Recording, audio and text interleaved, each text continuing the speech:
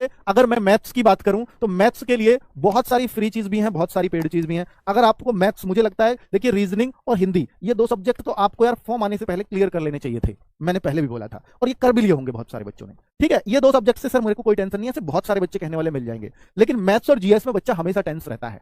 हालांकि मैथ्स में भी बहुत सारा बच्चा कॉन्फिडेंट है कि मुझे इसमें भी टेंशन नहीं है, मेरी टेंशन सिर्फ जीएस है।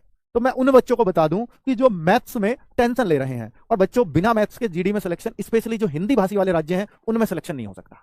तो मैं मैथ्स के लिए उन लोगों को बता दूं कि देखिए, अगर आप एक डिसाइड कर लीजिए, हम लोगों में 3 लोग हैं इस चैनल पर जो एसएससी जीडी के लिए मैथ्स पढ़ा है, दीपक भाटी सर, राहुल तेवतिया सर और खुद मैं। 3 लोगों ने एसएससी जीडी के लिए मैथ्स पढ़ा है और तीनों ने फ्री में फुल मटेरियल अपना प्रोवाइड करा रखा है यूट्यूब पर भी। जरूरी नहीं है कि आप पेड ही खरीदो। अगर आप दीपक भाटी सर से पढ़ना चाहते हो तो उनका पिछली साल जो बैच था, उन बैच का नाम मेरे को ध्यान नहीं आ रहा है, ठीक है, एक परिणाम बैच दिल्ली पुलिस का, राहुल तेवतिया सर। अगर आपको राहुल तेवतिया सर से पढ़ना है तो ये नाम दिल्ली पुलिस जरूर है, लेकिन पूरा मटेरियल एसएससी जीडी का भी उतना ही काम आएगा। अगर आपको राहुल सर से पढ़ना है, दीपक सर का भी वो देख लेना, उस बैच का नाम दीपक सर, ठीक है, उनका भी एक बैच है ऑलरेडी जो एसएससी जीडी में पिछले, परमवीर बैच आ गया मेरे नाम, परमवीर बैच। यूट्यूब पर सर्च करोगे ना परमवीर बैच दीपक भाटी सर, तो किसी एक से पढ़ना, सबसे नहीं।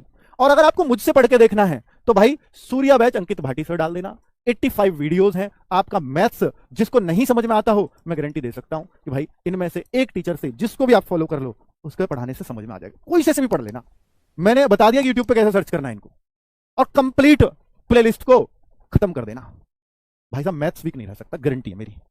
ठीक है, चलो, तो मैथ्स के लिए क्या एकदम रोज एक वीडियो पढ़ना शुरू कर दो, बहुत समय आपके पास। और जो एसएससी जीडी की बुक दी है ना हमने मैथ्स की इस बार, तो उसको साथ में सॉल्व करते रहो। और फिर आप कहोगे सर उसमें बुक में ना कुछ क्वेश्चन रह जाते हैं, पहला चैप्टर पढ़ा, फिर पहले पूरा चैप्टर पढ़ना, पहला कि 4 वीडियो बने पहले चैप्टर में, चारों को देखना, उसके बाद बुक से सॉल्व करना। अब उनमें से हो सकता है कि 60-70 क्वेश्चन होंगे, 70 क्वेश्चन है मान लीजिए पहले चैप्टर में, 70 में से आपके 10 नहीं हुए, 60 हो गए, मैं कहता हूं 15 नहीं हुए, 55 हो गए। उन 55 को, 15 को काट ही दो, उन 55 को ही 2 बार कर लो। सर वो 15 में से नहीं आएगा क्या? भाई साहब मैं उनके लिए कह रहा हूं जिनका मैथ्स बहुत वीक है, अगर वो 15 ना भी करे ना, 55 ही कर ले सिर्फ, और ऐसा ही हर चैप्टर में, हर चैप्टर में यही होगा फिर उनके साथ। उन 15 को बिल्कुल अपनी जिंदगी से निकाल दो। आप 70 में से 55 वाला कॉन्सेप्ट अपना लो, आपके 20 में से 15 होने से कोई नहीं रोक सकता। और आपका मैथ्स बहुत अच्छा भी है तो ये गारंटी तब भी नहीं है कि 20 में से 20 ही करके आओगे, क्योंकि वहां टाइम का बहुत खेल है बच्चों। ठीक है, मैं आपको एक गाइड कर रहा हूं बच्चों, बाकी सिलेक्शन का एक राह दिखा रहा हूं, बाकी ये बातें रोज नहीं बताऊंगा। अब आपको चूज करना है इनमें से, तो भाई कर लीजिए। ठीक है, वो आप ही का सिलेक्शन होगा। ठीक है, जरूरी नहीं कि भाई आप बैच से ही पढ़ें, ये खुद अपने आप में बैच है, खुद अपने, भाई मैथ्स थोड़ी ना अपडेट होता है यार।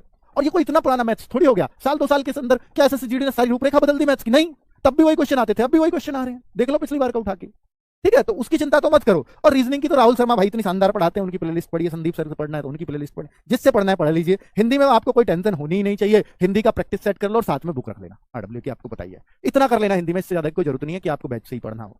ठीक है, पर इस बार ग्रामर का अगर 1-2 क्वेश्चन जो आ रहे हैं व्याकरण वाले, उनके लिए आपको थोड़ा सा पढ़ना पड़ेगा हिंदी। अगर आप 20 में से 20 ही चाहते हो, पर आप 18 पे संतुष्ट हो, तो ग्रामर को देखो ही मत, व्याकरण को देखो ही मत, पर देख लेना फिर भी थोड़ा सा। ठीक है, क्योंकि व्याकरण के वो 4-5 टॉपिक हैं और उनमें अगर देखोगे तो 4-5 ही वीडियो बनेंगे सही से, उतना देख लोगे यार 2 नंबर बढ़ जाएंगे, तो उनको छोड़ना मत। ठीक है, मैं अलग से भी लगवा दूंगा, यूट्यूब पे भी लगवा दूंगा उनकी क्लास, चिंता मत करिए।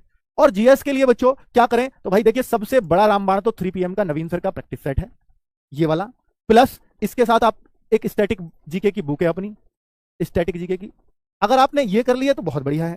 ठीक है, अगर आपको ये पास आपके पास नहीं है, आपने एसएससी जीडी की बुक खरीदी है हमारी, तो वो तो अपने आप में सफिशिएंट है, तो फिर स्टैटिक भी मत पढ़िए, एसएससी जीडी बुक पढ़ लीजिए। स्टैटिक और प्लस येलो बुक जो मात्र 200 पेज की है, जनरल जीके के लिए ये काफी है, स्टैटिक के लिए ये काफी है।